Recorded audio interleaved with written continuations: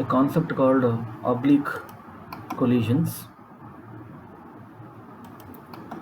Oblique collisions. See, earlier we have discussed that there are two masses A and B. Let us say they are in the horizontal line, and mass A comes and hits mass B. So that is collision. You can have two types of collision: elastic collision and inelastic collision. So this line, what you are seeing, this line, it is called the line of impact. And in this case, suppose there is a ball on the ground, you hit that ball with another ball on the ground. The ball may roll in the same line. So here line of motion also is the same line. Okay, line of motion of B, line of motion of A, both in the same line. There can be another situation like this, where there is a ball A and ball B. It comes and hits at an angle. Okay, so that type of collision is called oblique collision. So here this dotted line, what you are seeing, this dotted line, that is your line of impact. Now after collision, this ball A may go in this direction, and ball B may go in this direction. So this line will be line of motion of ball A, and this line will be line of motion of ball B. So here line of impact and line of motion of the balls are different. So it is possible. Okay, so the situation is, let us say like this: this ball A comes and hits the ball B, and this figure is after collision. Okay, and ball A moves in this direction, in the y direction. Let us say this is my x direction and this is my y direction. So ball A is moving in the minus y direction, and ball B is going like this, making some angle theta with the horizontal. It is possible. So here also one concept is this law of conservation of momentum. It can be applied in both directions. It can be applied in x direction, it can be applied in the y direction. In the previous examples, we have seen only in one direction, that is either in x direction or in the y direction. But it can be applied in x and y direction. In fact, it can be applied in x, y, z also. Okay, so this is a planar case. Okay, in one direction it is called one-dimensional motion. So it can be applied in both directions. Now one more concept let us discuss. Let us say there is a ball of mass m, and this is a wall. This mass m comes and hits, making an angle theta with the vertical, and after that this ball is going in this direction, making angle beta with the horizontal. Okay, so in this case, how do we apply the equations? So here just point very carefully. Here also there is a x direction and there is a y direction. Okay, so in this situation, the law of conservation of momentum can be applied only in the x direction. Okay, because there is no impact in the x direction. Okay, so what you have to do is you have to take the components of the momentum. If mu is coming like this, okay, so here you can put the components of these two in x and y direction. So x component will be mu cos alpha. Okay, mu cos alpha will be equal to mv cos beta. I'm not taking care of the signs and all that here, but I'm just explaining the concept.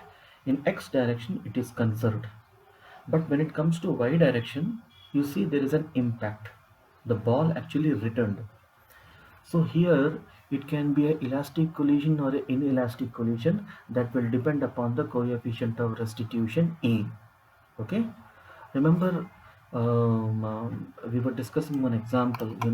There is a ball which falls from a height, then it rebounds. It comes from a different height, then it again rebounds. So here there is a we calculate the value, because what is happening is not correct, that's the same height. Every time it is reducing. Okay. So it was not an elastic coefficient of the ball.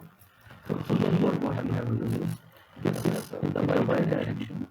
This is we can calculate in y direction. We get the output in the y direction. What is the component? Is used by alpha. When you multiply this velocity side value with the value of coefficient of restitution, you can get the velocity, final velocity of the y direction. What is this is V? What is the vertical component? It is by Z sin theta. So we have that E sin alpha is equal to V sin theta. So by y direction you cannot apply the law of conservation of momentum, because there is an external impact is there. You cannot apply by y direction, but you can apply in x direction, because in x direction there is no impact. Okay. This is a concept. You have to remember how I have it. In x direction, right? E law of conservation of momentum, but by y direction, I have the concept of coefficient of restitution.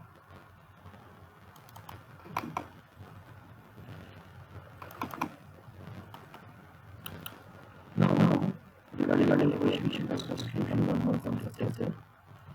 See, let us say there is a ball which has a height h, and the same situation is dropping on the ball. It is dropping on the floor, then rising, then dropping, then rising, then dropping, then rising, like that. So every time you will have a different height. Okay, h, h1, h2, h3, like that. So here, if you want to calculate the coefficient of restitution, the formula is E is equal to, let us say I am talking about only these two. You can write root over h1 by h. E is equal to root over h1 by h. Remember this result, it is very useful. It can be derived also, but result is more important. Okay. So you can also write E is equal to root over h2 by h1. Okay. So like that you can write. Okay. So the formula is, you have to take h next divided by h previous. H next divided by h previous. That is the coefficient of restitution. Okay. Now, if you want to find what is the height after nth rebound, you see here, it fall from here. This is the first rebound, second rebound, third rebound. Okay. So h1 is the height after first rebound. h2 is the height after second rebound. So if you want to find the height after nth rebound, hn is equal to e power 2n into h. Take the original height, multiply with e power 2n, you get hn. Okay. Now in this whole process, some time must have taken. It fell to height h1, then h2, then h3. Suppose in the question they ask you what is the total time taken, then the formula is T is equal to root over 2h by g into 1 plus e by 1 minus e. E is the coefficient of restitution. E is the coefficient of restitution. This type of questions are frequently asked. You should remember this result and this result and this result. It is very useful in competitive exams. Okay. Let us see one more concept. Let us say there is a ball which is projected with u velocity, making angle theta with the horizontal. The ball will take this path, the ball will take this path. Okay. Let me just the ball is going to take this path as shown in this diagram. Now Here few things we have to calculate. So once you throw the ball from this origin,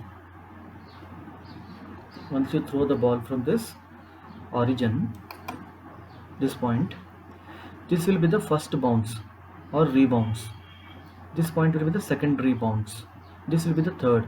Like that it will continue for some time, and finally the ball will come to rest. So if they say that find the time between the origin and the first rebound, then t is equal to 2u sin theta by g. This is for the first collision. Okay, t is equal to 2u sin theta by g. After that, what happens? When it bounces here, it will again rise. So here your coefficient of restitution will come into picture. So suppose I ask you, what is the time interval between first and second collision? So here our formula will be, let us say after the first rebound its velocity became v1. Okay, so it will be 2v1 sin theta by g. But what is v1? There is an impact, so you have to write v1 is equal to E multiplied by u. Okay, so this formula will become 2eu sin theta by g.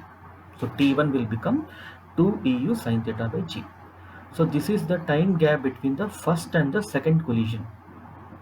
Similarly, if you want to find between second and third collision, t2 is equal to now 2e square u sin theta by g.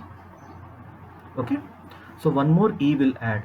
So every time there is a bounce, u is becoming eu. Okay, from 0 to 1 it was u velocity. From first collision to second collision it became eu. From second collision to third collision it became e square u. So that is how it is. Suppose in the question they ask you find the total time of flight.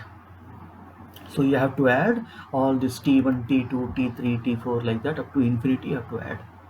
So finally you get a result, t dash, which is the total time of flight, is equal to t divided by 1 minus e. Okay, so what is this time? So you have projected this ball, so it took some 10 seconds or 20 seconds to come to rest. So this t dash is the total time. Suppose they ask you total horizontal distance covered. So from here to here the ball has traveled some horizontal distance. If they ask that distance, it is given by r dash is equal to r divided by 1 minus e. What is this r? The r value is the from the origin to the first collision you have some range. From this point to this point, this distance, you have some range. That r value is this r value. So r dash is equal to r divided by 1 minus r divided by 1 minus e.